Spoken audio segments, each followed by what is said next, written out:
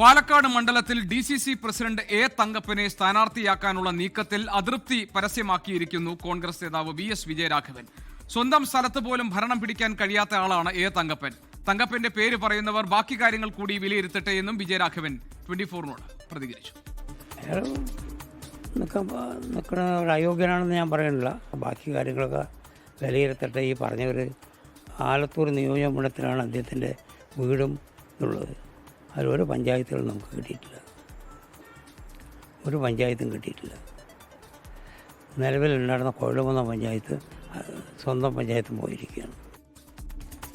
അതേസമയം പാലക്കാട് BJPയിൽ ജില്ലാ അധ്യക്ഷൻ പ്രശാന്ത് ശിവൻ സ്ഥാനാർത്ഥി ആകണം എന്നാണ് ഒരു വിഭാഗത്തിന്റെ നിലപാട്. മത്സരിക്കുമോ ഇല്ലയോ എന്ന് കാത്തിരുന്ന് കാണാമെന്ന് പ്രശാന്ത് ശിവൻ പ്രതികരിച്ചു.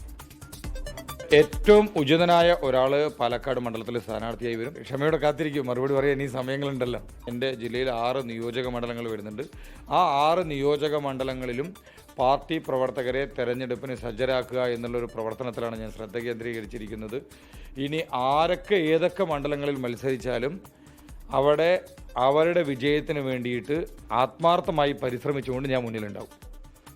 ഞങ്ങളുടെ പ്രതിനിധി ഐഷത്തുൽ ഷംന വിവരങ്ങളുമായി നമ്മളോടൊപ്പം ചേരുന്നുണ്ട് പാലക്കാട്ട് നിന്നും. ഷംന, പാലക്കാട് ഏതായാലും വലിയ മത്സരം നടക്കാൻ പോകുന്ന മണ്ഡലമാണ്. അവിടെ സ്ഥാനാർത്ഥിത്വത്തെ ചൊല്ലിയുള്ള ഭിന്നാഭിപ്രായങ്ങളും തർക്കങ്ങളും ഒക്കെ മുന്നണികളിൽ രൂപപ്പെട്ടു തുടങ്ങിയോ? കാരണം DCC പ്രസിഡന്റിന്റെ സ്ഥാനാർത്ഥിത്വത്തിനെതിരെ രംഗത്ത് വന്നിരിക്കുന്നു ഒരു വിഭാഗം. അതോടൊപ്പം തന്നെ BJPയിലെ ജില്ലാ പ്രസിഡന്റ് സ്ഥാനാർത്ഥിയാകും എന്നുള്ള സൂചനകൾ വരുമ്പോൾ ആ കാര്യങ്ങളിലും ഇപ്പോൾ വ്യക്തത ഉണ്ടായിട്ടില്ല. സ്ഥാനാർത്ഥി നിർണയം സംബന്ധിച്ച് കൂടുതൽ ആശയക്കുഴപ്പവും അവ്യക്തതയും പ്രശ്നങ്ങളും ഒക്കെ പാലക്കാട് ഉണ്ടാകുന്നു എന്നാണോ ഈ പ്രതികരണങ്ങളിൽ നിന്ന് നമ്മൾ മനസ്സിലാക്കേണ്ടത്? തീർച്ചയായും പാലക്കാട് 3 മുന്നണികൾക്കും ഏറെ നിർണായകമാണ്. പ്രത്യേകിച്ച് കോൺഗ്രസിനും അതുപോലെ BJPക്കും ഏറെ നിർണായകമാണ്. കാരണം കോൺഗ്രസിനെ സംബന്ധിച്ച് കഴിഞ്ഞ തവണ ഈ രാഹുൽ മാങ്കൂട്ടത്തിലിനെ സ്ഥാനാർത്ഥിയായി പ്രഖ്യാപിച്ചത് മുതൽ നേതാക്കൾക്കിടയിൽ തന്നെ വലിയ അതൃപ്തി ഉണ്ടായിരുന്നു. പക്ഷെ അതിനൊക്കെ മറികടന്നുകൊണ്ടാണ് വലിയ ഭൂരിപക്ഷത്തിൽ രാഹുൽ വിജയിച്ച് കയറിയത്. പക്ഷെ പിന്നീടുണ്ടായ ലൈംഗിക പീഡന ആരോപണങ്ങൾ, വിവാദങ്ങൾ, കേസുകളൊക്കെ പാർട്ടിക്ക് വലിയ ക്ഷീണം ചെയ്തിരുന്നു.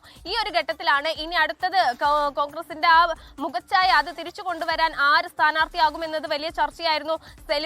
സെലിബ്രിറ്റി സ്ഥാനാർത്ഥികൾ, അതുപോലെ സ്ത്രീ സ്ഥാനാർത്ഥികൾ, ഇങ്ങനെയൊക്കെ പരിഗണനയിൽ ഉണ്ടായിരുന്നു. ഒടുക്കം ഇപ്പോൾ നേതൃയോഗത്തിലാണ് DCC പ്രസിഡന്റ് തന്നെ രംഗത്തിറങ്ങട്ടെ എന്ന് ഒരു വിഭാഗം അഭിപ്രായപ്പെട്ടത്.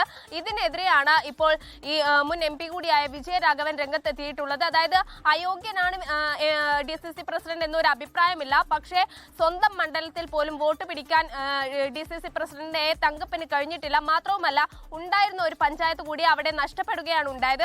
അതുകൊണ്ട് തന്നെ DCC പ്രസിഡന്റിനെ സ്ഥാനാർത്ഥിയാക്കണം എന്ന് പറയുന്നവർ അക്കാര്യങ്ങൾ കൂടി വിലയിരുത്തട്ടെ എന്നാണ് മുൻ MP കൂടിയായ വിജയരാഘവൻ പറയുന്നത്. അതേസമയം തന്നെ BJPയിലും ഇത്തരത്തിൽ ആര് സ്ഥാനാർത്ഥിയാകുമെന്നത് വലിയ ചർച്ചയാവുകയാണ്. കാരണം BJPയെ സംബന്ധിച്ച് പാലക്കാട് മണ്ഡലം ഏറെ ശക്തിയുള്ള ഒരു മണ്ഡലമാണ്. മുഖ്യ പ്രതിപക്ഷമായി തന്നെ BJP ഉള്ള ഒരു മണ്ഡലമാണ്. അതുകൊണ്ട് തന്നെ BJPക്ക് ഇത്തവണ ഈ രാഹുൽ മാങ്കൂട്ടത്തിൽ വിഷയം കൂടി മണ്ഡലത്തിൽ ഉയർന്നു നിൽക്കുന്ന ഒരു സാഹചര്യത്തിൽ മണ്ഡലം തിരിച്ചു പിടിക്കാൻ കഴിയുമെന്ന വലിയ പ്രതീക്ഷയുണ്ട്.